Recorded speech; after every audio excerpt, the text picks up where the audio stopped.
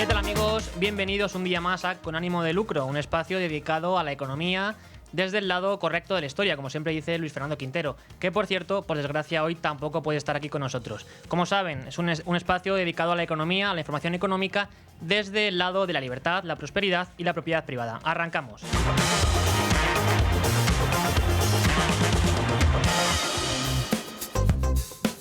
Ya saben que España, como nación y Estado, es rehén de un gobierno liderado por un presidente dispuesto a pagar cualquier precio por permanecer un día más en la Moncloa.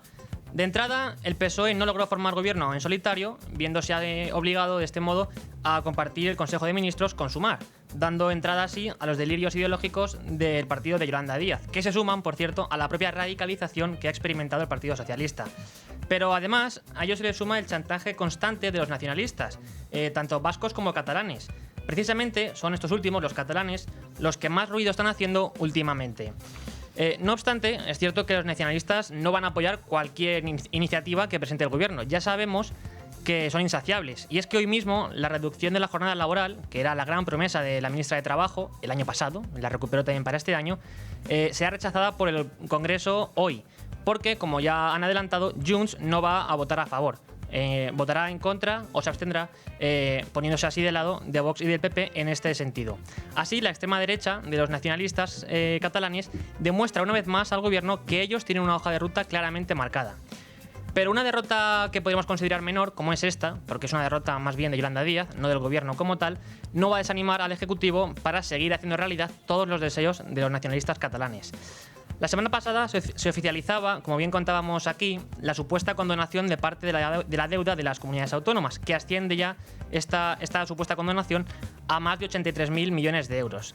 El anteproyecto de la ley se debe someter todavía a audiencia pública antes de que se elabore el texto definitivo, que previsiblemente se enviará a final de año al Congreso, donde necesitará el voto favorable de la mayoría del Pleno para poder recibir luz verde, lo cual ocurrirá previsiblemente en el primer trimestre de 2026. De este modo, Andalucía es la región que se podrá acoger a una condonación mayor, con más de 18.700 millones de euros. Y en segundo lugar tenemos a Cataluña, cuya quita de deuda, o supuesta quita, como bien aclararemos ahora, supera los 17.000 millones de euros. Así nos vendía Montero esta iniciativa la semana pasada. Estamos ante una medida histórica, yo diría excepcional, que va a beneficiar a todas las comunidades de este régimen común, tengan, y esto es importante, deuda o no con el FLA. Montero defendía que con esta medida las comunidades podrán ahorrarse, de media, entre 6.600 y 6.700 millones de euros en intereses. De hecho, para Montero es tan positiva esta medida que puede ser considerada como si las familias españolas vieran aliviada parte de sus deudas, como por ejemplo ocurriría con el caso de las hipotecas. Lo que pasa que, claro, la pregunta que nos surge a todos y a todas es obvia, ¿no? ¿Quién va a decir que no a que se le perdone parte de su deuda? ¿Qué familia española en su sano juicio va a decir que no a que alivie la carga de deuda que tenga su familia? Con todo, aseguraba además que esto beneficia sobre todo a las comunidades del PP. De los 83.252 millones, casi 60.000 corresponde a deuda de comunidades gobernadas por el PP. Y voy más allá. La comunidad autónoma con mayor condonación en cifra absoluta es Andalucía, con 18.791 millones de euros. En segundo lugar, la comunidad con mayor condonación por habitante ajustado es Valencia, con 2.284 euros por habitante. Y en tercer lugar, la comunidad con mayor porcentaje de deuda condonada es Canarias. En todo caso, si el gobierno ponía en marcha esta iniciativa, era porque se lo exigían los separatistas catalanes. Es que fue una de las condiciones que pusieron para apoyar la investidura de Pedro Sánchez en 2023. Eso sí, como hasta para un gobierno como el de Sánchez resultaría demasiado escandaloso conceder una quita de deuda únicamente a Cataluña, desde el Ejecutivo decidieron dar la opción a todas las regiones del país para aprovecharse de esta oportunidad. Precisamente por esto, el gobierno nos oculta la cara B de esta medida. Y es que, en primer lugar, debemos insistir en que esta quita de deuda no tiene nada de condonación, es una falsa quita de deuda, es en realidad una mutualización de parte de la deuda que tienen las comunidades autónomas con el Estado, que pasa de este modo a la Administración Central del Estado. Además, es evidente que supone un premio para las regiones más irresponsables. Ayer publicaba en Libre Mercado Beatriz García que la región catalana lleva más ya de una década incumpliendo la ley de estabilidad presupuestaria con sus niveles de deuda. De hecho, Cataluña es la región que más deuda tiene con el FLA en términos absolutos. En concreto, hasta ahora, la región que preside hoy Salvador Illa tiene una deuda total de casi 90.000 millones de euros, según los últimos datos de cierre de marzo de 2025 y que publica el Banco de España. De esa cifra, casi 80.000 corresponden al FLA. Pero es que además del FLA, en el año 2012, Montoro impulsó la Ley Orgánica de Estabilidad Presupuestaria y Sostenibilidad Financiera, que exigía al Estado, a las comunidades autónomas y a los ayuntamientos limitar los niveles de deuda y déficit. En el caso de los límites de deuda, esta ley contempló un amplio periodo de transición hasta el año 2020, para que las autonomías, las regiones de nuestro país, situaran su nivel de deuda por debajo del 13% de su Producto Interior Bruto. Aunque entre 2020 y 2023 es cierto que estuvo suspendida estas reglas fiscales debido a la pandemia, ni antes ni después ha habido un claro cambio de intenciones. Solo Canarias, Madrid y País Vasco, además de Navarra, cumplen con este compromiso. Cabe recordar que las tres últimas no tienen ninguna deuda con el FLA. En el lado contrario encontramos a Valencia, a Murcia y a Cataluña, las regiones con las mayores deudas con el FLA, más del doble de lo que marca la ley. En el caso de Cataluña, que roza el 30%. Como la región de Salvador Illa, por cierto, junto con la mayoría de comunidades, lleva más de una década saltándose la ley de estabilidad presupuestaria, evidentemente esto no ha tenido consecuencias. Del mismo modo, Hacienda premiará a las regiones con esta supuesta quita de deuda a las regiones que hayan subido el IRPF en los últimos años, con una condonación extra de 917 millones de euros. Además, Montoro no hará evaluaciones de gasto ni tampoco exigirá ningún tipo de condición o de contención de la deuda autonómica, sino todo lo contrario. De hecho, uno de los argumentos que ha usado Montero para defender su plan es que las regiones podrán seguir endeudándose, ya sea en los mercados financieros o con el Estado como acreedor. Esto supone todo una invitación al despilfarro, evidentemente. ¿Pero saldrá esto gratis? Evidentemente no. Agencias de calificación como Moody's o Standard & Poor's ya han advertido del elevado riesgo moral que esto genera. Y es que, en concreto, Standard & Poor's asegura en un informe que la supuesta quita de deuda puede generar riesgo moral al disminuir los incentivos de las regiones para controlar el crecimiento de la deuda. Por su parte, Moody's alerta de que su implantación podría afectar al crédito del bono soberano español. Así las cosas, Montero parece haber olvidado que en el año 2018, cuando era consejera de Hacienda de la Junta de Andalucía, la actual ministra se mostraba en contra de cualquier tipo de medida de estas características y lo hacía en referencia o en una comisión con Cristóbal Montoro, entonces ministro de Hacienda. El señor Montoro no puede pretender que vía reestructuración de deuda o condonación se pueda sustituir el debate. Lo decimos otra vez para que quede constancia, porque no vamos a compartir, por mucho que se beneficiara o no Andalucía de una propuesta que se hiciera, el debate es insustituible porque estamos hablando de los próximos 10 años en materia de financiación. Y si digo que parece haberlo olvidado, no es por casualidad, no es porque sí, es porque hoy, esta mañana, en el Congreso de los Diputados, en la sesión de control, le respondía esto a Juan Bravo. Señor Bravo, cuando uno tiene que salir a la palestra a defender lo indefendible, hace intervenciones como la que usted acaba de protagonizar. Primero, usted no se leyó el modelo de financiación que aprobó el Parlamento de Andalucía. Ahí se plantea la condonación de la deuda. Siempre he defendido, no diga que no. Después a los periodistas le pasaré la página, no diga que no. Por otra parte, los nacionalistas también han conseguido que Sánchez ceda cada vez más competencias a la Hacienda catalana, que dentro de nada se espera que ya sea un organismo totalmente autónomo. De nuevo, deudas con los separatistas, porque a cambio de la investidura de Salvador Illa, el PSOE pactó con los independentistas la gestión, recaudación y liquidación del 100% de los impuestos que se pagan en Cataluña. Y para 2026 ya quiere haberles entregado al menos el IRPF, que es el impuesto estrella. Esta concesión supone una ruptura en el sistema de financiación autonómica, evidentemente, sin precedentes en nuestro país. Y es que estamos ante un regalo que supera los 25.000 millones de euros, lo cual implica, por cierto, reformar la Ley Orgánica de Financiación de las Comunidades Autónomas. De hecho, ayer sabíamos que Esquerra Republicana registrará esta semana una proposición de ley en el Congreso de los Diputados para delegar la gestión integral del IRPF a la Generalidad de Cataluña. La propuesta pretende habilitar a la Agencia Tributaria de Cataluña para que lleve a cabo tareas de gestión, recaudación, inspección y revisión del impuesto sobre la renta del impuesto de la renta, funciones que ahora lleva a cabo la Agencia Tributaria Española. Se trata del primer paso para desplegar la hacienda catalana incluida en el pacto, como digo, de investiduras de Salvador Illa. Y del mismo modo, el pasado julio, Illa se satisfacía a Junqueras creando 2 cuerpos de agentes fiscales para aplicar el cupo catalán. Así, la Generalidad de Cataluña anunciaba cambios legales en la Agencia Tributaria de Cataluña para asumir la gestión y recaudación de todos los impuestos. Y como los separatistas no se dan por vencidos, son insaciables, no van a dejar de pedir más y más concesiones, en agosto la Generalidad de Cataluña pedía al gobierno que pague los gastos de su hacienda catalana, porque dicen será un 80% más cara de lo que tenían previsto. Este es el panorama que tenemos ahora mismo con el gobierno de Pedro Sánchez maniatado por sus socios de gobierno, sobre todo por los separatistas. Pero tenemos que ir a repasar primero, antes de nada, la portada de Libre Mercado. Y lo hacemos con Pablo Pardo. Buenas tardes.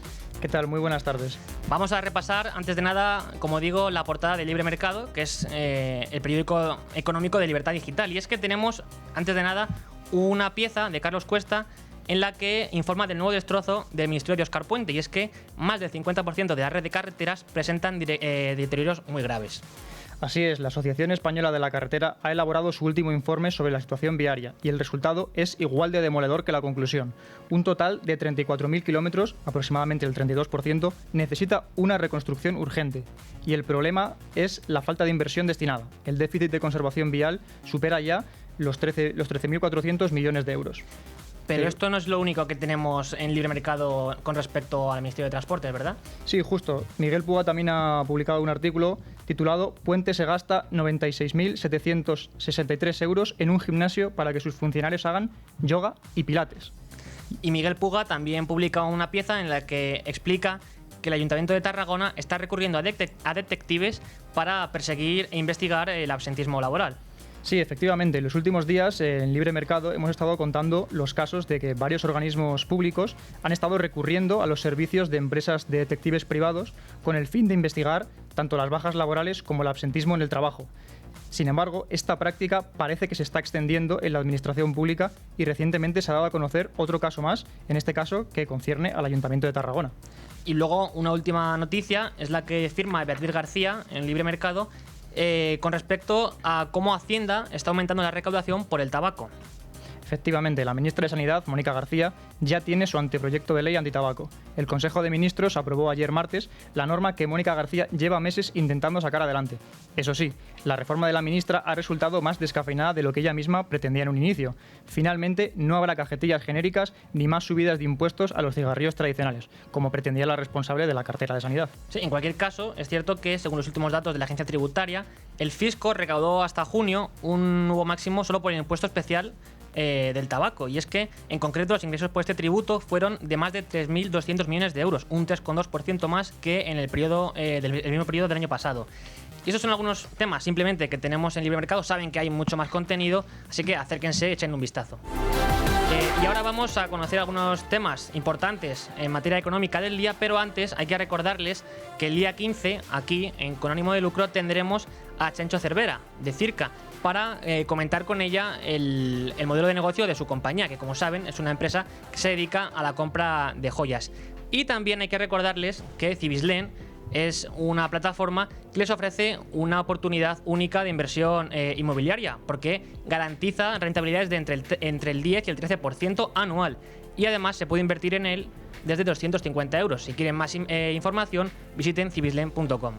Ahora sí, con Pablo Pardo vamos a conocer los temas más importantes en la materia económica de hoy. Y en primer lugar tenemos que hablar de cómo la producción industrial se está moderando.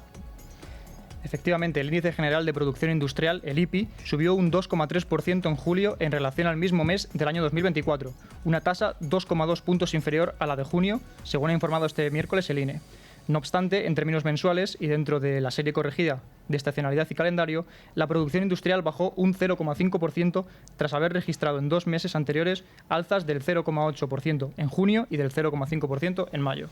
Y en materia empresarial tenemos que Inditex sube más de un 6% pese a moderar sus resultados, pero con un fuerte inicio del tercer trimestre.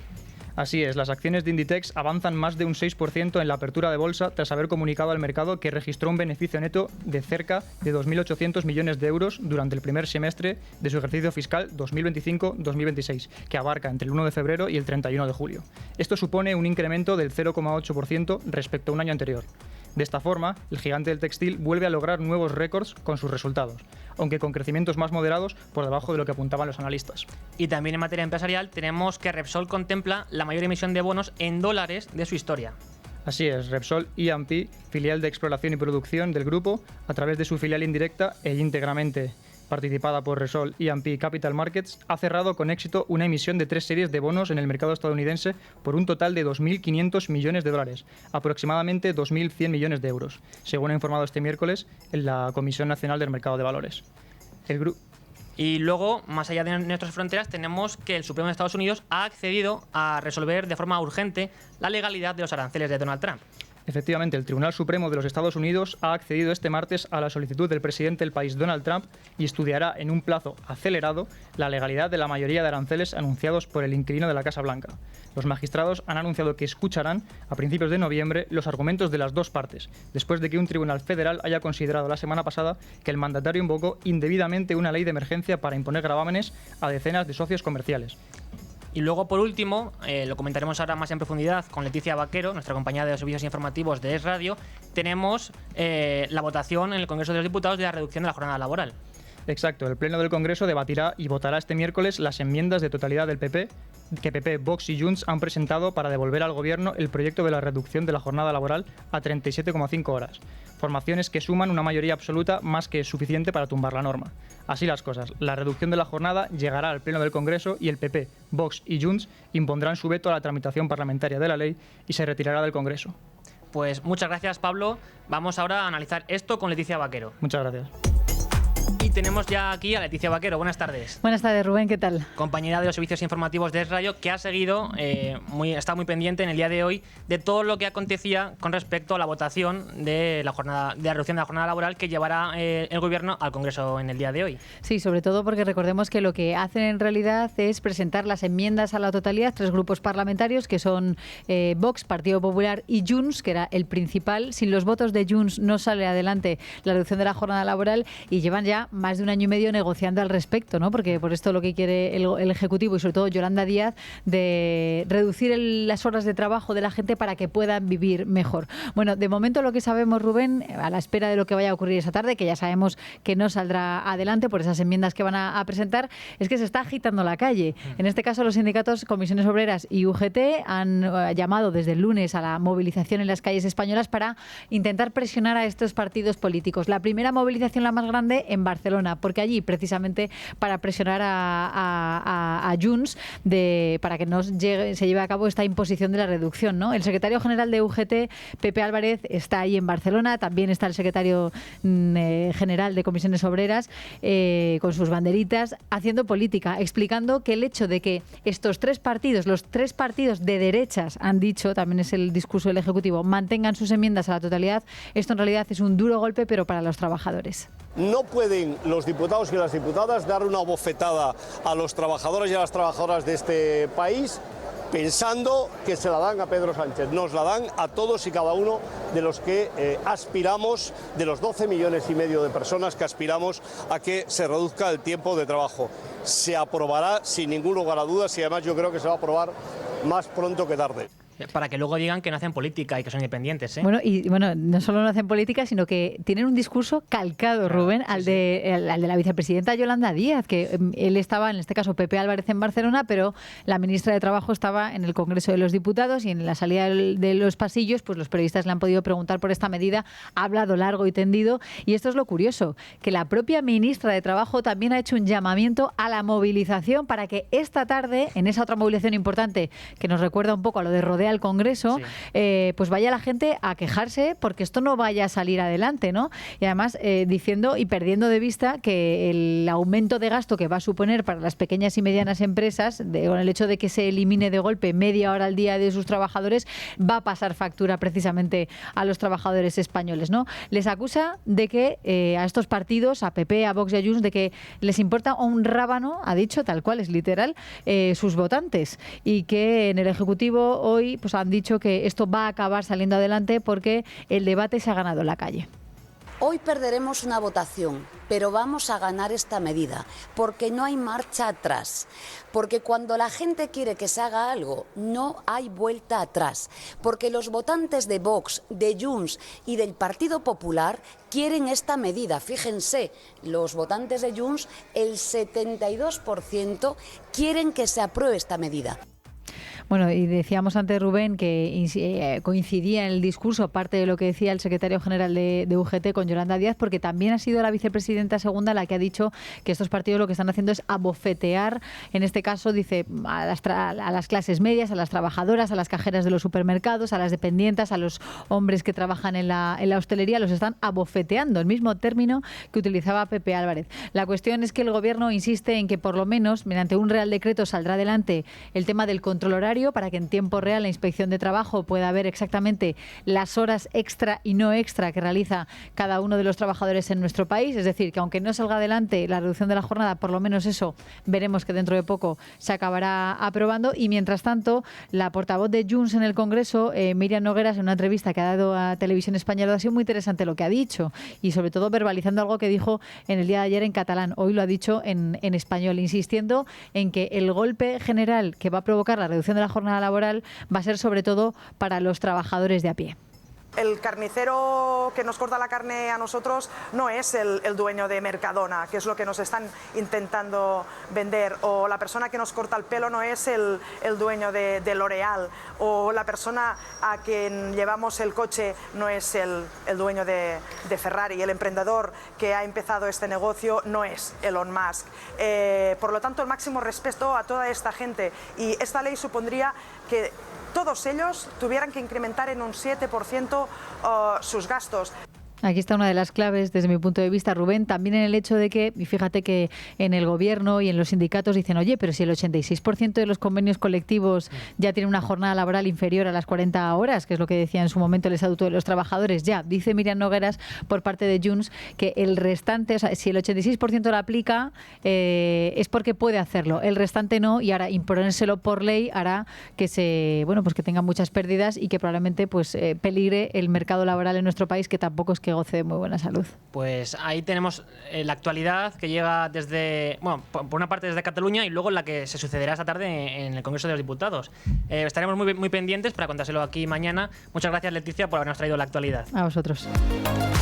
12:31 ya de la tarde, 11:31 si nos escuchan desde Canarias. Tiempo ya de tertulia en Con ánimo de lucro, y puedo saludar para ello a Pablo Planas, que nos escucha desde Barcelona. Muy buenas tardes, Pablo. Hola, buenas tardes, Rubén. Hablábamos contigo ayer precisamente de cómo Junts iba a votar en contra, se estaba oponiendo a la reducción de la jornada laboral, que era pues una de las medidas estrella de Yolanda Díaz, y ahora Leticia nos contaba que precisamente los sindicatos se están movilizando tanto en Cataluña como en Barcelona esta tarde para presionar. Esto, bueno, es como entienden ellos la democracia, este tipo, bueno, sumar, los sindicatos y demás, ¿no? Si no sale lo que ellos quieren es porque no hay democracia. ¿Cómo deja esto al gobierno? ¿Cómo deja al gobierno? Bueno, vamos a ver, esto es una derrota de muchísima consideración. Es una derrota, además, ni siquiera se va a admitir a trámite la reducción de media hora. Demuestra pues la debilidad extrema del gobierno, que intenta compensar pues con excesos de todo tipo en política internacional, por ejemplo, ¿no? En los ataques furibundos del presidente del gobierno a Israel y en esa especie de alianza con Hamás.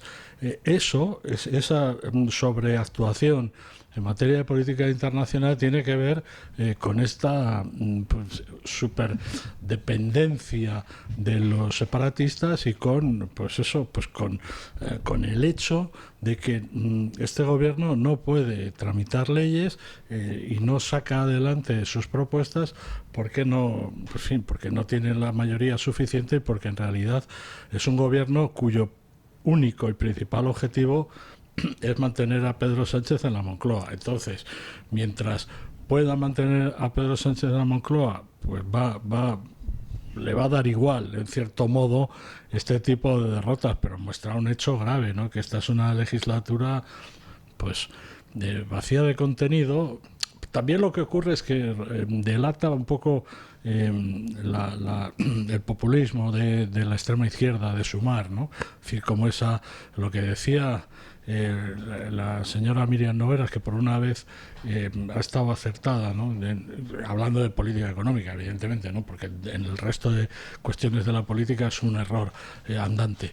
Pero en este caso, bueno, pues tiene razón. O sea, lo que está haciendo Sumar es un arrebato, una muestra de demagogia brutal, intentando además vender la idea de que pues quienes se oponen a esa medida puramente cosmética pues están en contra del bienestar y de la salud de los trabajadores. Es una cosa absolutamente ridícula y que demuestra que Yolanda Díaz vive en una especie de los mundos de Yupi. Recordemos que a principios de año, en enero, Yolanda Díaz en Radio Nacional de España insinuaba que Carlos Cuerpo era una mala persona, dijo literalmente, por no apoyar esta medida. Pero tengo aquí en el estudio también a Beatriz García, redactora jefe de Libre Mercado. Buenas tardes, Bea. Muy buenas. Que no sé si ha escuchado a Miriam Nogueras esta mañana, lo que ha dicho acerca de la imposibilidad de aprobar esta reducción de la jornada. Bueno, sí, por parte de Junts se han dado cuenta de lo que nos hemos dado cuenta todos o que ya venimos advirtiendo todos desde que se plantearon estas reducciones de jornada laboral forzosa, que no es más que un aumento de los costes unitarios de las empresas. O sea, un golpe a la empresa, pero sobre todo a la pyme y a los autónomos que tienen personal contratado, que son a los que más va a afectar esta idea, porque desde Sumar, Yolanda Díaz y todos estos defensores apuntan a las malvadas empresas y las malvadas multinacionales, que es como el enemigo a batir, pero la realidad es que se impone. O sea, primero, tenemos muy pocas multinacionales en España. Segundo, que son donde ya reducen la jornada laboral de forma voluntaria. ¿Por qué? Porque son más productivas. Esa es la razón fundamental. Y la pequeña empresa pues tiene esas dificultades para conseguir los mismos niveles de productividad que una grande. Si tú aplicas la misma medida a una pyme, pues, ¿qué se puede generar? Pues se puede generar destrucción de empleo, se puede generar un aumento de los precios. Ahora, ¿por qué suben los precios las empresas? Bueno, pues si les subes los costes, no les quedará más remedio que subir los precios. Y bueno, afecta completamente a la actividad empresarial, cadenas de montaje, trabajos presenciales y demás, y sobre todo pone en riesgo la viabilidad de los pequeños negocios. Los de Junts solo hablan del territorio catalán, parece que solo Cataluña tiene pymes en su territorio, pero es que toda España tiene el mismo panorama. Es un problema para Cataluña, pero es un problema para el resto de España aplicar una medida así. Sí, recordemos que los que se oponen desde Cataluña a esta medida es Junts, que es, por decirlo de algún modo, la extrema derecha nacionalista, que se ha caracterizado históricamente por ser especialmente racista y xenófoba con el resto de españoles. Claro, entre los nacionalistas existen diferencias importantes. Pablo, ¿cuáles son estas diferencias que pueden suponer un escollo para el gobierno de Sánchez? Bueno, la definición, el retrato que has hecho de Junts se corresponde perfectamente a la realidad actual. Hubo un tiempo, hace muchísimos años, al comienzo probablemente de la transición, en que Convergencia aspiraba a ser otra cosa, aspiraba a ser un partido socialdemócrata, según decía Pujol. Bueno, en cualquier caso, estableció un vínculo emocional muy fuerte con la figura tradicional catalana del botiguer, del tendero, del señor comerciante, que, como explicaba Beatriz, pues claro, si le planteas que a sus trabajadores, a los 2 o 3 dependientes que tiene contratados, pues esa media hora, pues probablemente le estás causando un destrozo en su facturación mensual, en fin, de consideraciones, pues eso, que le obligan a subir precios, y entramos en esa espiral que comentaba Beatriz. A mí, luego, claro, está el otro nacionalismo, el nacionalismo de izquierdas, Esquerra Republicana, ¿no? Que estos son partidarios, eso es extrema izquierda, pero son partidarios de 7 horas y media de lo que diga Yolanda Díaz, y seguramente de 2 horas más, tanto de 2 horas más de reducción de jornada, o de 3, o de trabajar 4 horas al día, 3 días a la semana, ¿no? Que son, en fin, que en eso está ahora mismo la extrema izquierda y la no tan extrema, ¿no? Y la izquierda, y en el decrecimiento y en el reparto entre comillas, de trabajo. Entonces, bueno, en cualquier caso son 7 votos de Junts, 7 votos de Esquerra, 2 miradas diferentes sobre el mismo asunto, sobre el mismo problema, pero que, en fin, se anulan unos a otros, pero eran necesarios los votos de Junts para esta medida y no los va a tener. En ese aspecto, seguramente Junts, sin quererlo, seguramente no, totalmente seguro de que sin querer está contribuyendo al bien común, aunque es lo que decía Beatriz, que claro, que se piensan que solo en Cataluña hay un atisbo de civilización, mientras que en el resto de España, pasado el Ebro, pues en fin, no hay comercio, no hay tejido industrial y todo el mundo es agricultor. Sí, y en materia económica, una de las medidas o una de las cosas que va a tener que aprobar o que debería intentar aprobar el Gobierno este próximo año son los presupuestos generales del Estado, que los tenemos prorrogados durante hace ya 2 años.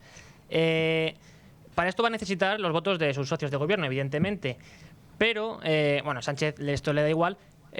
Ha dicho ya que si no lo saca adelante, evidentemente se seguirán prorrogados, pero como no es de extrañar, los nacionalistas piden un precio por apoyarles. Uno de estos precios era el de la supuesta quita de la deuda catalana, que la semana pasada ya vimos que se oficializaba. Vea, ¿cuál es el coste económico que va a suponer? Ya hemos dicho muchas veces que esto no es una quita, es una mutualización de la deuda. ¿Esto para el resto de regiones cómo va a afectar? ¿Cuánto va a tener que pagar de más un madrileño, por ejemplo, y cuánto se va a ahorrar o va a pagar menos un catalán? Pues la Comunidad de Madrid ha hecho sus propios cálculos. El saldo neto, más de 400 euros, son los que dan desde la Consejería de Hacienda, el equipo de Rocío Albert y demás. Evidente, si la Comunidad de Madrid es la comunidad con menos deuda, no tiene ninguna con el FLA, pero en términos globales, y fíjate, con una estructura similar a Cataluña de PIB, población, aunque tenga menos población, pero en términos homogéneos vemos que tiene casi 3 veces más de deuda Cataluña, que además es muy irónico que sea la región que se quiere separar de España cuando es la región que más dependiente es del paraguas del Estado, es la región que más ha acudido al FLA desde su creación, al malvado Estado español. Entonces, estamos hablando de más de 70.000 millones de euros de deuda con el FLA, o sea, prácticamente esto es un rescate encubierto. Y claro, si volvemos a repartir, a trasladar la deuda de unos ciudadanos a otros, pues tenemos el saldo que la comunidad autónoma como Cataluña, pero también hay otras muchas, Valencia, Andalucía y demás, las que más endeudadas están, trasladarán su deuda a las que menos endeudadas estaban. Sobre todo esto es un premio al despilfarro, a la irresponsabilidad fiscal, donde no se va a exigir ningún control. Además, el riesgo moral es tremendo, porque tú, si te das cuenta que el Estado te va a respaldar siempre que lo necesites, aunque hagas mal las cosas, pues actuarás de forma mucho más imprudente. Y esto es una invitación, no solo un premio ahora, sino una invitación al despilfarro futuro. La ministra María Jesús Montero lo ha dicho en rueda de prensa, anima ahora a las comunidades autónomas a salir a los mercados, que veremos si les interesa, primero si pueden y segundo si les interesa, porque a mí si me vas a seguir financiando muy barato, pues yo a lo mejor me quedo chupando del bote del Fondo de Liquidez Autonómica y del FLA. Entonces son muchas derivadas, aparte de luego ya quién pagará más, quién pagará menos, porque está claro que se le traslada a los madrileños, pongo los madrileños por lo que decimos, por menos deuda, pero sí que es verdad que tiene otros muchos efectos, y es una llamada a no hacer bien las cosas, a no rendir cuentas y a que jugar con el dinero público no tiene ningún tipo de consecuencias, porque hay una ley de estabilidad que las comunidades autónomas, la mayoría, se vienen saltando, Cataluña por supuesto, sistemáticamente desde su creación. Es una auténtica tomadura de pelo a la responsabilidad. Y esto evidentemente tendrá un efecto también en el sector financiero.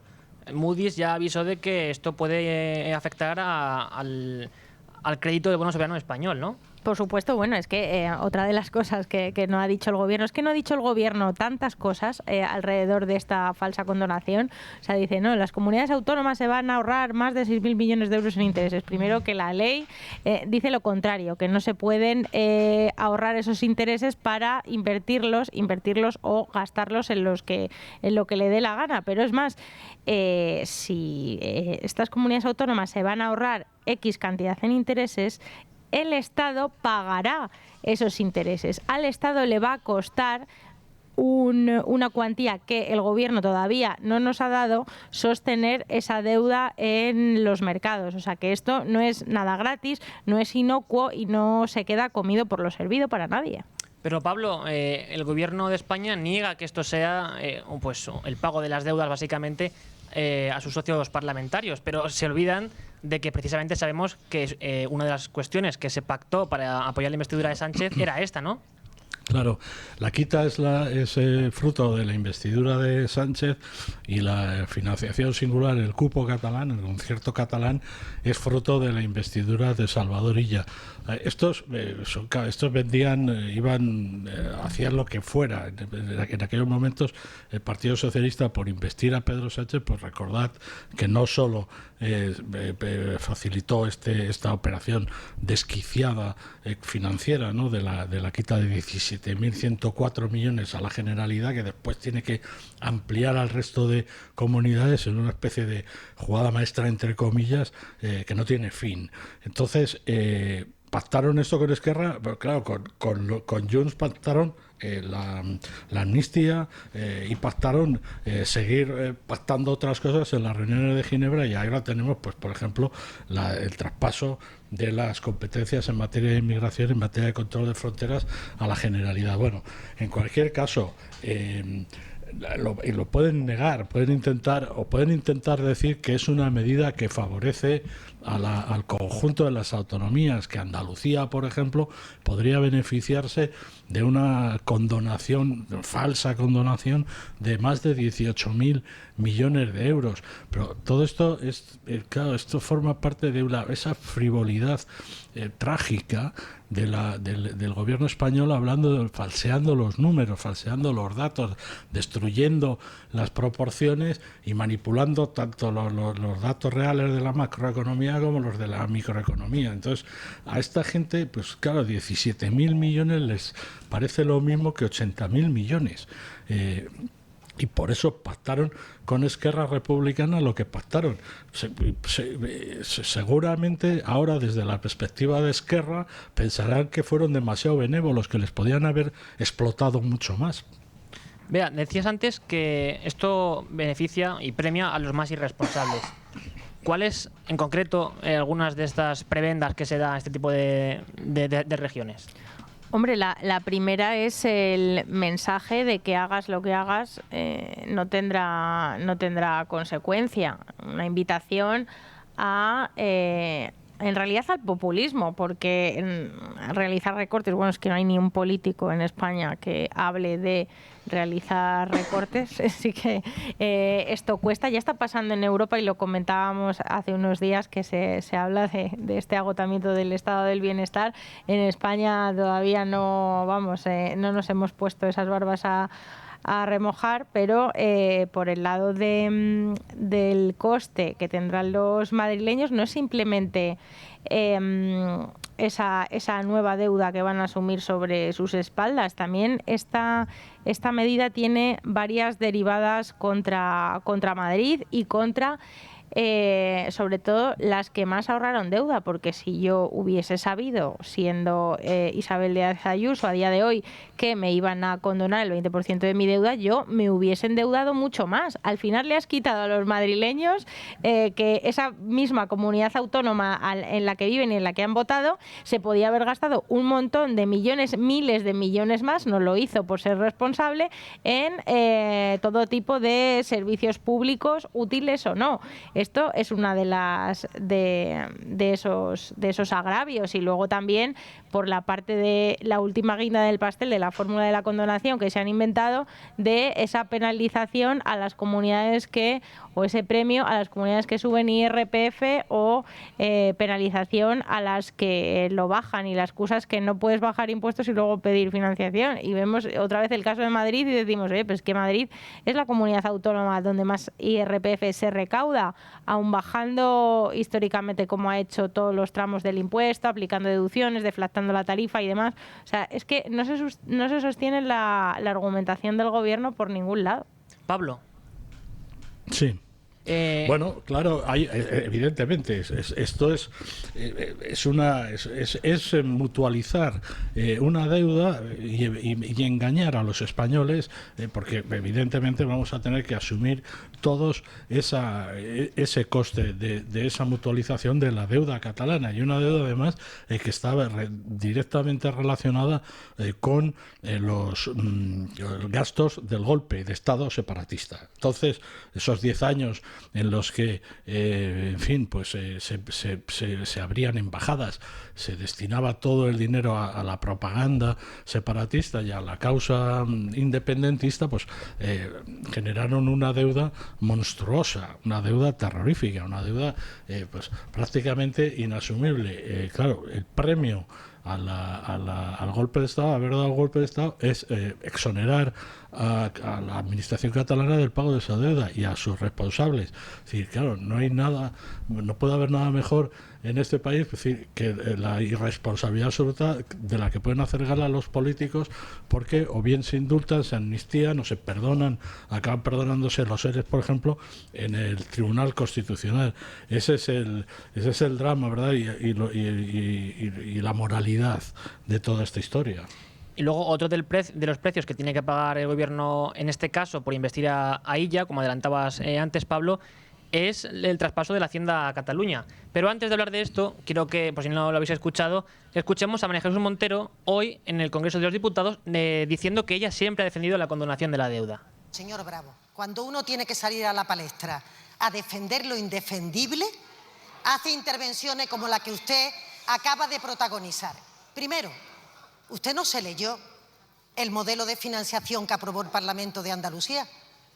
Ahí se plantea la condonación de la deuda. Siempre he defendido, no diga que no. Después a los periodistas le pasaré la página, no diga que no. La hemeroteca, la verdad que siempre es muy buena o muy traidora. Podría considerarlo la ministra de Hacienda, porque esto es una completa mentira, una completa falsedad. Nos ha hecho lo mismo además con el cupo y con la entrega de la llave de la Agencia Tributaria a Cataluña. También dijo que no. Que ni pensarlo, no estaba eso en los planes del gobierno, y finalmente ya están urdiendo entregarles el IRPF, el 100% del IRPF. O sea que pues hoy nos ha vuelto a mentir la ministra de Hacienda. Sí, porque tenemos el archivo de cuando en 2018 decía todo lo contrario. El señor Montoro no puede pretender que vía reestructuración de deuda o condonación se pueda sustituir el debate. Lo decimos otra vez para que quede constancia, porque no vamos a compartir, por mucho que se beneficiara o no Andalucía de una propuesta que se hiciera. El debate es insustituible, porque estamos hablando de los próximos 10 años en materia de financiación. Ahí tenemos la coherencia, Pablo, porque antes decías que el gobierno quiere borrar los datos, borrar la evidencia, pero también debe ser que quiere borrar la hemeroteca, ¿no? Bueno, pero en este contexto y con la cantidad de cosas que pasan en España, es decir, el efecto que tiene la hemeroteca, o decirle a la señora Montero que se está contradiciendo, pues tiene poco efecto, porque tenemos un presidente del gobierno que a mentir le llama a cambiar de opinión. Entonces, tienen excusa para todo, y ahora, en fin, son capaces de defender una cosa y la contraria en la misma intervención. Son unos sofistas de manual. No saben lo que dicen, pero lo dicen con una convicción extraordinaria, ¿no? Que parece que incluso entiendan de la materia de la que están hablando. Sí, en fin. Luego, como decía, otra de las cuestiones que hay que tratar es el traspaso de la Hacienda de Cataluña. El mayor regalo es el IRPF, ¿verdad, Pablo? En términos económicos, este regalo, ¿en cuánto lo podemos contabilizar? Bueno, esto Junqueras hace 2 días, el lunes pasado, en una rueda de prensa hablaba que serían 30.000 millones de euros. En la actualidad, el tramo autonómico en Cataluña da una recaudación de 5.000 millones. Y el conjunto del IRPF que pagan los contribuyentes censados en Cataluña es de 30.000 millones. Esos son los cálculos que hace Oriol Junqueras, pero que no solo es el IRPF, es decir, son todos los impuestos los que se van a traspasar, si es que se acaba aprobando esta medida en el Congreso de los Diputados, a Cataluña. Es decir, no, aquí no hay el IRPF y ya, aquí es el impuesto de circulación, el IVA, todos. Sí. Todos, el impuesto de sociedades, todo es la carga impositiva que soporta un ciudadano español, media, eso va a pasar a depender, si les salen bien los planes, a partir de 2028-2029 de la Generalidad de Cataluña. Y en cualquier caso, en 2028 el IRPF deberá ser gestionado, recaudado, etcétera, por la Generalidad de Cataluña, que a su vez decidirá qué parte de ese IRPF devuelve al conjunto del Estado, a la caja única, a la caja común, en pago de servicios que presta todavía el Estado en Cataluña. Sí, y una de las cuestiones que a mí más me causan inquietud es, bueno, a mí y a los inspectores que están ahí en Letamendi, en la sede de la Agencia Tributaria en Cataluña, porque necesitas a los inspectores, necesitas sus programas, necesitas sus ordenadores, necesitas los datos. Ellos mismos, los funcionarios, dicen que sin ellos es imposible, y claro, que ellos hicieron una oposición para la Agencia Tributaria Española, no para otro órgano administrativo inventado. O sea que ahí también va a haber bastante polémica, y en cuanto a las incoherencias de todo este despropósito, por supuesto este es el más fuerte, la entrega y la ruptura total de la agencia tributaria es sacar de la caja común a la segunda región más rica de nuestro país. Al final eso es que un socialista es difícil defender. Mientras defiendes la redistribución de la renta, de que los ricos tienen que ayudar a los pobres y de que hay que repartir, sacar de la ecuación del reparto a Cataluña me parece completamente incomprensible, y que cualquier votante socialista pues le explotaría la cabeza de saber lo que está aprobando en su gobierno. Sí, es que al final esto no va a ser más que gasto por parte de la Generalidad ingente. Lo publicamos en Libre Mercado, como en agosto ya la Generalidad pedía al gobierno que pagase los gastos de la Hacienda catalana, porque iba a ser un 80% más cara de lo que se había previsto anteriormente. Pero es que, ¿en qué se lo podría gastar, Pablo? Porque también en julio sabíamos que Illa iba a satisfacer a Junqueras creando, por ejemplo, 2 cuerpos de agentes fiscales para aplicar el cupo catalán. Mira, ellos tienen la previsión de que van a hacer una agencia tributaria catalana de 4.000 funcionarios, con 2 cuerpos, uno de inspectores fiscales y otro de cuerpo especial de informáticos. Pero es que la Generalidad en esto funciona igual que el gobierno, así que prometen y pueden que lleguen a gastarse lo que costará esta medida, esa creación de una hacienda propia, ¿no?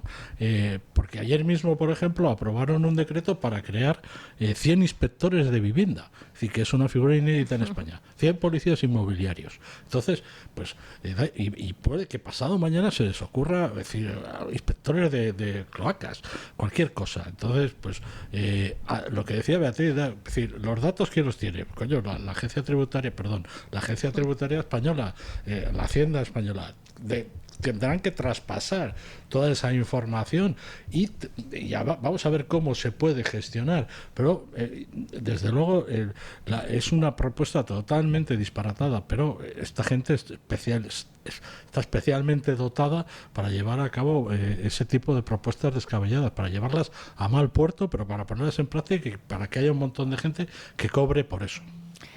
Y otro de los asuntos de los que no se habla y el independentismo, pero tanto Cataluña como el País Vasco guardan silencio, silencio total, absoluto, es el tema de la seguridad social. O sea, aquí nos interesa el departamento que recauda, pero al que hay que aportar, que es el caso de las pensiones, y Cataluña no sería capaz de pagar las pensiones por sí misma. Sí lo podría hacer, por ejemplo, Madrid.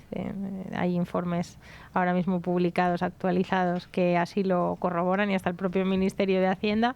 La verdad que también me llama poderosamente la atención. O sea, el hecho de el Departamento de la Seguridad Social, ahora mismo el mayor presupuesto del Estado, o sea, la mayor partida del Estado donde más se gasta, ninguno de ellos hablan de pagar. Solamente el País Vasco ya dice que quiere el membrete, y Cataluña, bueno, pues ni oír ni hablar de las pensiones. O sea, que quiero mi independencia, pero con muchos matices, Pablo. Pablo, Claro que ¿veremos a los españoles pagando las pensiones de los catalanes? Bueno, en fin, esperemos que no, pero es decir, por ejemplo, cuando se hablaba de la independencia y parecía que la independencia de Cataluña estaba cerca, una de las cosas con las que se manejaban los nacionalistas era con la idea de que España les debía mucho dinero. Muchísimo dinero, miles de millones de euros de déficit fiscal, decían. Y además de eso, si contaban con quedarse con las propiedades del Estado, que son las propiedades de todos los ciudadanos de España, pues con las propiedades del Estado en Cataluña, es decir, todos los edificios, todas las infraestructuras, todo iba a ser para ellos. Es decir, no solo vas a tener que pagar las pensiones, sino que les tienes que pagar la fiesta, todo. O sea, ellos es gratis total, como si llevaran una pulsera en la muñeca y estuvieran en un resort de vacaciones. En 30 segundos, Pablo, ¿qué quedaría legislativamente para que sea ya un hecho la Hacienda catalana? Bueno, necesitan cambiar 3 leyes. Una, la LOFCA, por mayoría absoluta, y 2 más de financiación autonómica por mayoría simple. Si el Esquerra va a introducir eso en el Congreso, si lo pueden sacar adelante, pero me temo que no. Pues muchas gracias, Pablo, por haber participado hoy en la tertulia. También a ti, Bea. Muchas gracias. Gracias a vosotros. Seguimos aquí en Con ánimo de lucro, ya abriendo página de mercados. Y lo hacemos en un día en el que el IBEX está remontando a lo largo de la sesión. Ahora mismo está en torno a los 15.194 puntos y gana un 1,13%, siendo Inditex, ACS y Solaria Energía las empresas que más crecen, mientras que las que más bajan, un segundo, porque esto, las cosas del directo, al final estamos aquí consultándolo en los indicadores actuales y ha salido un banner de publicidad. Ahora sí, las que más bajan, decía, son Puig Brands, IAG y Telefónica. Y con esta información ahora ya podemos saludar a José María Luna, de Luna y Sevilla Asociados. Muy buenas tardes, José María. Muy buenas tardes a todos. ¿Qué tal? Pues estupendamente. Pues aquí fenomenal. Analizando la actualidad. Las pantallas, analizando toda la situación de los mercados, pero muy tranquilo. Todos los mercados, a pesar de las tensiones geopolíticas que van increciendo, a pesar también de las tensiones políticas, en este caso en nuestro viejo continente, y del ruido que siempre puede proceder desde la política norteamericana, sobre todo por la parte arancelaria, o si quito pongo a alguien en un sillón, en este caso la Reserva Federal. Los mercados, la verdad es que hoy, en el día de hoy, están bastante tranquilos, y bueno, basta con ver el verde cómo se tiene nuestro mercado español. Gran parte, bueno, pues la culpa, entre comillas, la tiene Inditex, ¿no?, con esos resultados que ha publicado. Y pues vamos a hablar de Inditex, precisamente, que se dispara tras los resultados. ¿Cómo ha ido la evolución? Es verdad que los resultados en principio habían bajado, ¿verdad? Bueno, mira, los beneficios que se han publicado rondan casi los 2.800 millones de euros, y además ha dado unos buenos resultados en las ventas en las tiendas, que estaban repuntando, con un ingreso para este 2020, en los ingresos que se han publicado respecto al pasado ejercicio, una tasa de crecimiento del más 1,6, pero es verdad que bueno, en el pasado año hubo un crecimiento que fue del 7,2%, ¿no? Y gran parte de todo lo bueno que se podía esperar de los resultados de Inditex ya están, en cierta manera, en precio. Es verdad que hoy está subiendo un 6%, pero bueno, venía de un nivel de cierto soporte, es decir, que había corregido anteriormente la cotización de esta compañía, y además se espera que el beneficio por acción pueda estar creciendo en torno a un 3% anual. Las valoraciones de esta compañía son bastante exigentes. Ahora bien, no cabe la menor duda que si alguien busca estabilidad, dividendo y resiliencia, siempre va a salir en la quiniela Inditex. Con lo cual, bueno, pues es normal que después, ya digo, de sesiones en las cuales había estado su comportamiento algo más errático, algo menos positivo, pues tenga este comportamiento brillante después de los resultados que ha publicado, y con la esperanza, a pesar de la fortaleza del euro, que también importa mucho, sobre todo en ventas internacionales, pues vemos como las ventas, sobre todo en las tiendas, en los 2-3 últimos meses, las tiendas físicas me refiero, se han ido animando, ¿no? Y eso también ha animado quizás a los inversores en el parque. Apuntabas a la evolución del euro, por ejemplo, pero ¿hay algún factor estructural o coyuntural que haya favorecido estos resultados? Yo creo que la propia, ya no solo Inditex, es que es muy curioso la propia compañía, ¿no? Quizás aquí se le tiene como dentro del segmento, en cuanto al tema de ropa, por poner un ejemplo, en gama media, ¿de acuerdo? Siempre hay otras marcas que pueden estar más elitistas, pero fuera de nuestras fronteras el precio o los productos están muy bien valorados, ¿no? Y eso se mantiene en la propia compañía, en el devenir de la misma. También, pues todo ese esfuerzo que ha hecho, que parecía que era algo más coyuntural, pero cada vez se va volviendo más estructural, de ventas ya no físicas, sino también en las ventas online, poco a poco ha ido calando, ¿no? Y sobre todo la eficiencia de la propia compañía a la hora de obtener esos ingresos, ¿no?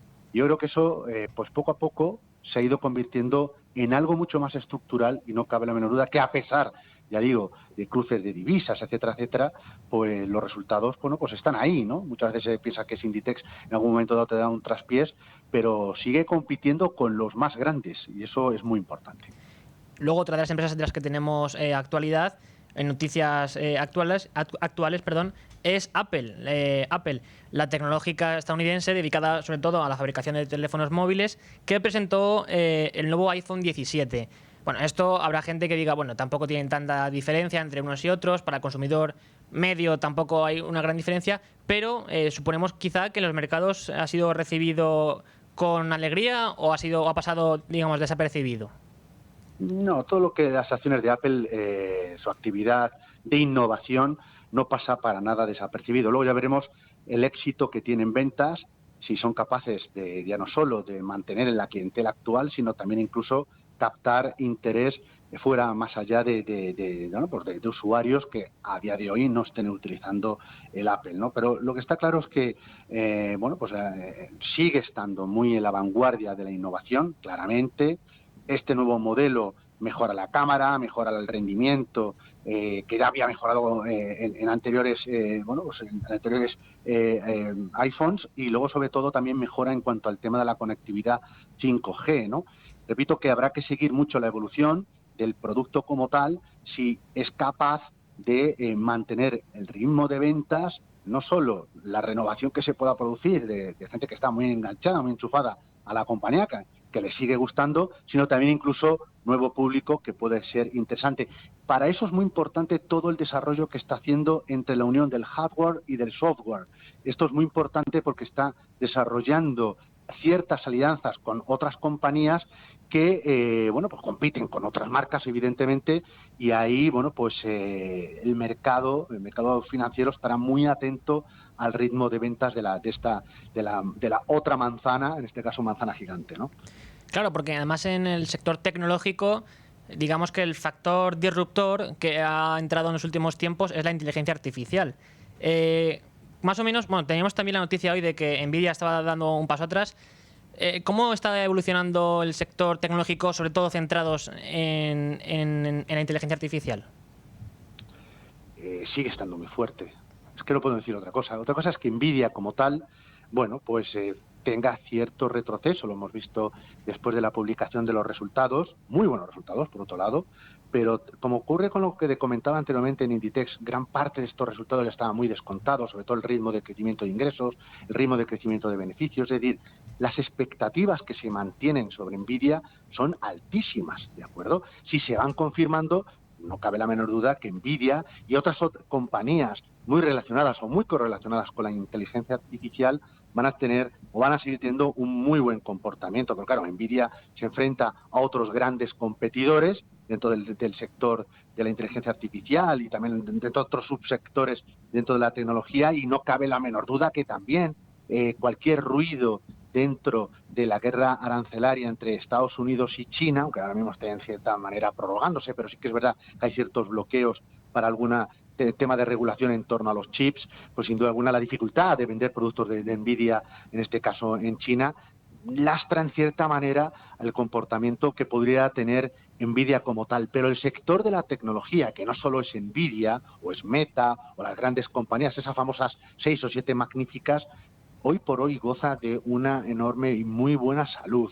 No solo en los mercados financieros, que también es lógico que en algún momento determinado tenga un cierto parón, una cierta consolidación y tomen relevo otras empresas de otros sectores, pero hoy por hoy la innovación tecnológica y sobre todo en la parte de la inteligencia artificial es imparable y se está notando muy mucho la cuenta de resultados, no solo en los primeros actores, como puede ser en el caso de una Nvidia, una Semen Holding, un Taiwan Semiconductor, sino sobre todo en segundas y terceras derivadas, es decir, en empresas que utilizan o utilizamos la inteligencia artificial, bien utilizada evidentemente no de forma vaga para los vagos, sino que sea productiva, puesto que sin duda alguna hace las compañías mucho más eficientes. Sí, hablabas de las tensiones geopolíticas. La tensión geopolítica se ha convertido ya en algo tan habitual que los mercados o los inversores se han acostumbrado a ello, o sigue habiendo preocupación, sobre todo en sectores como el que dices, el tecnológico, que pues cuestiones como la inteligencia artificial o los microchips pueden afectar a la valoración de empresas como Nvidia, Meta y demás? Mira, mientras no haya un shock muy grave, muy importante, que en un momento determinado rompa las cadenas de producción o de suministro, el mercado poco a poco se ha ido acostumbrando a estos otros shocks que son todas las tensiones políticas y geopolíticas. Lo hemos visto en el caso del petróleo, por poner un ejemplo, ¿de acuerdo? Mientras, a pesar de la intervención o de las bombas que se han lanzado en suelo catarí por parte de Israel, si no se interrumpe el suministro de petróleo a través del estrecho de Hormuz, el crudo, sobre todo por hoy por hoy, la enorme producción que sigue habiendo de petróleo sigue siendo muy elevada frente a la oferta que existe.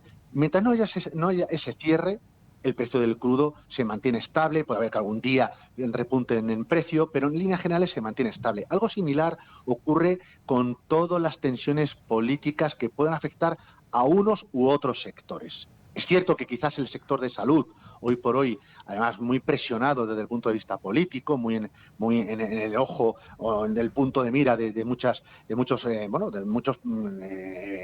partidos políticos o de gobiernos, mejor dicho, pues sí que está sufriendo algo más, incluso las cuentas de resultados, ¿no?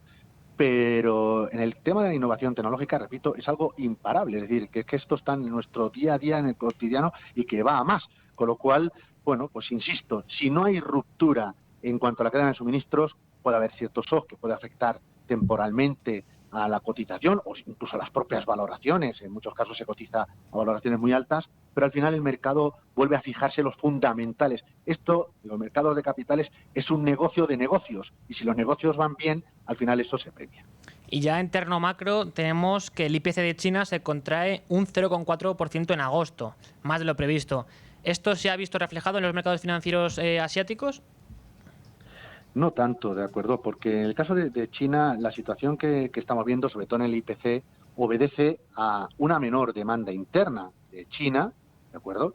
También, por otro lado, a la propia debilidad ya convertida estructural del mercado inmobiliario, que evidentemente eso lastra al consumo interno en China, y no cabe la menor duda que también al propio descenso en el precio de los alimentos, tanto en el caso del precio del cerdo, de las verduras, de las frutas, y desde el punto de vista estadístico, lo que nos gustan tanto la estadística, bueno, pues cuando se hacen los cálculos de un año frente a otro, si en el anterior creció mucho, pues también evidentemente, o fue un poco más alto, pues bueno, por números, pues puede haber un crecimiento menor, o en este caso una caída, ¿no? Pero China, a nivel interno, y eso que es un gigante que desde el punto de vista geopolítico, si quieres otro día lo comentamos tranquilamente, ocupa y preocupa sobre todo a Estados Unidos, pero China tiene una serie de problemas estructurales que no son capaces hoy por hoy de resolver, y eso se deja notar en su debilidad de la demanda interna, en el IPC, pero ojo, y esto es muy importante, sigue exportando deflación, es decir, lo que vende, lo vende a precios muy ajustados. Y eso, con esto termino, debería tenerlo muy en cuenta otras zonas del mundo donde se está vendiendo. Por ejemplo, en Europa, y nuestro propio Banco Central Europeo, a la hora de aplicar la política monetaria de ahora en adelante. Y luego, para terminar, tú recojo una de las reflexiones que hacías al principio, y era precisamente sobre la tensión geopolítica y arancelaria de Estados Unidos. Luego también teníamos ayer en Francia la tensión política nacional. La caída del gobierno, después de no haber pasado la moción de censura el primer ministro francés, ¿se ha visto reflejada también en los mercados o tampoco ha sido una cosa que preocupe demasiado? No tanto, y sobre todo por varios factores. El primero de ellos porque rápidamente se ha propuesto un nuevo primer ministro, ¿no? ¿De acuerdo? Y ha calmado un poco las aguas, de momento, de forma temporal. Pero también hay que pensar otra cosa, y esto es importante. En el caso de los mercados de deuda, los mercados de renta fija, que están descontrolados porque cada vez los estados europeos cada vez se endeudan más, no suben los impuestos, se quiere gastarlo en cosas a veces realmente absurdas. Bueno, realmente tenemos el paraguas del Banco Central Europeo. Ahí sí que actúa y entonces protege muy mucho las emisiones de deuda. Ayer se colocaba deuda a 30 años y hubo una sobredemanda. Se intentó colocar 6.000 millones, había más de 100.000 millones de solicitud, con lo cual el paraguas del Banco Central Europeo funciona. Luego, la deuda francesa es líquida, tenemos una enorme profundidad. En este sentido, bueno, pues nadie duda de que Francia vaya a ser insolvente por el propio Estado francés, pero también, sin duda alguna, por el propio Banco Central Europeo. Y luego, a nivel de la renta variable, hay que pensar que el resultado de muchas compañías francesas, sobre todo que cotizan en su selectivo, en el K40, como ocurre con nuestro IBEX 35, gran parte de los resultados no dependen de lo que venden en Francia, sino que dependen mucho más de lo que venden fuera de Francia. Con lo cual, al primer shock, de nuevo, el mercado de nuevo ha ido poco a poco tranquilizándose. José María Luna, de Luna y Sevilla Asociados, muchas gracias por haber atendido hoy la llamada de Con ánimo de lucro. Muchísimas gracias, Un abrazo. cuidaros mucho y buen día. Y recta final ya del programa, lo hacemos con Aitor Sánchez de Santa Lucía AM para abrir su consultorio. Buenas tardes, Aitor.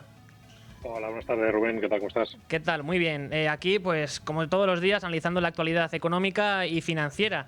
Y contigo queríamos hablar de los fondos mixtos, que resultan ser, al parecer, ¿no?, una opción interesante de inversión o un vehículo en un momento como el actual.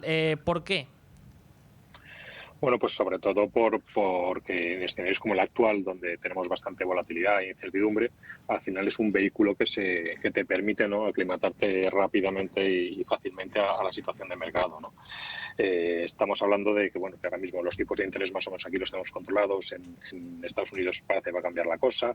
En fin, pueden pasar muchas cosas, ya han pasado, pero van a seguir pasando. Entonces, bueno, ese fondo mixto lo que te permite es el equilibrio entre buscar algo de rentabilidad y estabilidad en estos contextos de mercado. No obstante, habría que explicar antes de nada, ¿no?, qué es un fondo mixto, por si mucha gente no lo conocerá.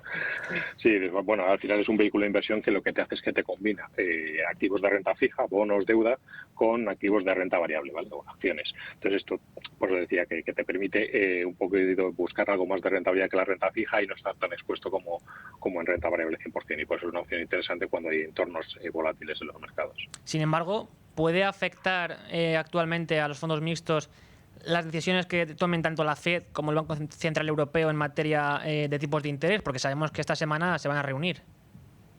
Sí, al final son claves. Yo los suelo mirar más un poquito porque en base al tipo de inversor, ¿no? Últimamente nos están llamando, por ejemplo, inversores muy conservadores, pues han tenido años donde no encontraban rentabilidad. Hemos pasado de repente a un entorno de tipos muy altos donde se sentían muy cómodos, con rentabilidades en torno a los 3-4%. Pero en este entorno de bajadas, oye, pues cada vez tenemos un poquito menos y nos están llamando para ver qué opciones tenemos, ¿no? Para sin exponerse mucho al riesgo, buscar un poquito más, ¿no? Y ahí es donde empiezan a entrar los mixtos. Desde luego, en escenarios de si bajan los tipos, que es el escenario que tenemos ahora, aunque nosotros ya los hemos estabilizado, lo que hace es que suben los precios de los bonos, con lo cual, oye, pues beneficia un poquito a los que ya tienen esos fondos, o sea, esa renta fija, al bajar el tipo de interés, pues tu fondo se revaloriza, ¿no? Tu bono. Entonces, el destino que tenemos ahora es ese. O sea, el nuevo inversor que entre va a encontrar menor rentabilidad porque están bajando los tipos, y el que ya estuviese dentro, pues le viene bien, ¿no? Este escenario de bajas de tipos. ¿Y podrías detallarnos un poco más cuál es la gama de selección que tenéis vosotros en Santa Lucía AM? Claro, los fondos mixtos, al final nosotros efectivamente tenemos varios fondos mixtos y entre ellos se puesto una gama de perfilados, ¿no? O sea, la llamamos gama selección. Tenemos varios perfiles, tenemos desde el patrimonio, que es el más conservador, tenemos el moderado, ¿vale? que busca un poquito más de rentabilidad, el equilibrado, y el decidido, ¿no? Entonces es una forma de tener, para cualquier tipo de perfil de inversor, un fondo de inversión que se adecue un poco a sus necesidades. Entonces, pues por ejemplo, te decía, estos perfiles de clientes de renta fija, más conservadores, que buscan una alternativa, ¿no? Porque no olvidemos que al final, lo que decía, el cliente conservador de letras de toda la vida, pues si tenemos en cuenta un poquito la inflación, es verdad, el año pasado que hemos tenido un muy buen año en deuda pública, ¿no? Pues nos hemos movido en torno al 3%, entre el 2 y el 3%, mientras que el IPC ha subido un 2,8 cierre, ¿no? Entonces, al final, gran parte de esa rentabilidad se nos la está comiendo el IPC. Entonces, ahora que estamos fuera de escenarios por debajo del 2 y que la previsión de este año es cerrar en torno al 2,3, 2,6 de IPC, pues ni siquiera cubrimos, ¿no?, esa subida. Con lo cual, empiezan a tener sentido meter un poquito de renta variable. Entonces, el patrimonio lo que te hace es que está entre un 0 y un 15, luego el siguiente nos va de un 15 a un 30. Vamos, a medida que cogemos un perfil más agresivo, pues lo que tenemos es un poquito más de exposición a renta variable en estos fondos. Sí, y bueno, ya algunas cosas las has adelantado, pero yo quería preguntarte o pedirte que fueras un poco más a fondo, ¿no?, con qué es lo que deben saber los oyentes que estén interesados en invertir a través de fondos mixtos y sobre todo, pues si existen riesgos asociados, que siempre hay riesgos cuando hablamos de inversión, ¿qué riesgos existen en este tipo de vehículos? Vale, a ver, pues partiendo de lo que hemos comentado, al final es un vehículo que combina renta fija y renta variable. Entonces, como no todo es blanco o negro, al final incluso la renta fija combina riesgos. No olvidemos que en 2022 la gente que estaba, digamos, invertida en renta fija tuvo unas caídas muy importantes. ¿Por qué? Porque nos movíamos en entornos de tipos rentes del 0 y de repente subimos incluso a cerca del 5% en tipos. Con lo cual, pues es la relación inversa a lo que hemos comentado. Se empezaba a pagar mucho más en el mercado que el bono que yo tenía, con lo cual mi bono se devalúa. Entonces, como todo tiene un riesgo, es verdad que la renta fija es mucho más estable, no es tan volátil. Entonces, los fondos mixtos lo que hacen, la ventaja de estos fondos es combinar, es decir, se adaptan al ciclo que ahora mismo todavía es incierto, ¿vale? Entonces, como tenemos ahora tipos en transición, ¿vale?, con inflación aún vigilada, tensiones geopolíticas, es como un volante, ¿no?, para equilibrarte. O sea, te permite participar tanto de bolsa sin renunciar a la protección de renta fija, por así decirlo. Y luego, este fin de semana, en Tu Dinero Nunca Duerme, el programa, ya lo saben, de cultura financiera que realizan y presentan aquí en Es Radio Luis Fernando Quintero, Domingo Soriano y Manuel Llamas, tenían a Tacho Arrimadas, que también es digamos, la cabeza, ¿no?, de Santa Lucía AM. Y él comentaba que los fondos mixtos son una opción interesante, sobre todo en plazos de 5 a 6 años. ¿Por qué? A ver, yo por matizar, no es que sean una opción interesante a plazos de 5 o 6 años. Al final, nosotros siempre que un cliente nos pregunta, oye, ¿qué es lo más adecuado para él? Primero, hay que conocer al cliente, su aversión al riesgo, y segundo, su horizonte de inversión. Es decir, no es lo mismo si yo estoy ahorrando para el año que viene, pues comprarme un coche o algo a corto plazo que si es para la universidad de los niños dentro de 5, 6 o 10 años, como me comentaba algún cliente hoy, ¿no? Entonces, cuando hablamos de plazos de 5 o 6 años para que sean interesantes, porque precisamente a mayor exposición a renta variable, para reducir el riesgo y la volatilidad que tenemos, hay que aumentar el plazo, ¿no?, la duración. Entonces, si yo me meto por ejemplo, en selección decidido, pues lo recomendamos a partir de 5 años porque es el que está más expuesto. Puede estar hasta un 75 de exposición en renta variable. Mientras que el patrimonio, que puede estar entre 0 y un 15, pues con 2 años es suficiente. Es decir, ¿por qué no recomendamos un año en cuanto metemos renta variable? Porque no tenemos una bola de cristal y hemos comprobado este año que suceden cosas, ¿no?, en los mercados. Luego el tiempo lo pone todo en su sitio y lo corrige, pero a corto plazo no podemos recomendar algo que tenga renta variable. Y de ahí que Tacho entiendo que recomendase plazos de inversión en torno a 5 años cuando ya hablamos de meter pues más de un 50% de renta variable en un fondo mixto. Sí, bueno, luego ya me queda simplemente pues preguntarte Si algunos oyentes han estado interesados en este tipo de vehículos de inversión, si quieren informarse en lo que les ofrecéis desde Santa Lucía AM, ¿cómo pueden buscar la información? ¿Cómo pueden encontrarla? Pues sí, te digo, este año nos han preguntado muchísimo, precisamente por la volatilidad, porque se han combinado ambas cosas. No hemos tenido mucha volatilidad a principio de año, desde a raíz del Liberation Day sobre todo, y bajadas de tipos que hacen que, pues para el cliente conservador, ultraconservador, que no encuentra esas rentabilidades mínimas que busca en renta fija, pues empieza a preguntar por algo donde sacar un poquito más, y para el cliente que es un poquito más decidido y que suele operar en renta variable, pues oye, pues con todo lo que está pasando es ponerse un poco menos, ¿no? Entonces nos han preguntado mucho por mixtos. ¿Dónde podemos encontrar la información? En nuestra página web, ¿vale? www.santaluciam.es, ¿vale? Ahí tenéis toda la información de nuestra gama de fondos. Tenéis la escuela de inversión, donde hablamos un poquito de estos temas, ¿vale? Y os podéis suscribir a la newsletter, que es totalmente gratuito, y podéis estar informados de lo que va pasando en los mercados y nuestra visión. Pues muchas gracias, Aitor, una vez más, abriendo el consultorio de Santa Lucía AM. Muchas gracias por tenerte aquí. Y a ustedes, oyentes, queridos oyentes, mañana les esperamos, como todos los días, a las 12 aquí en Con Ánimo de Lucro.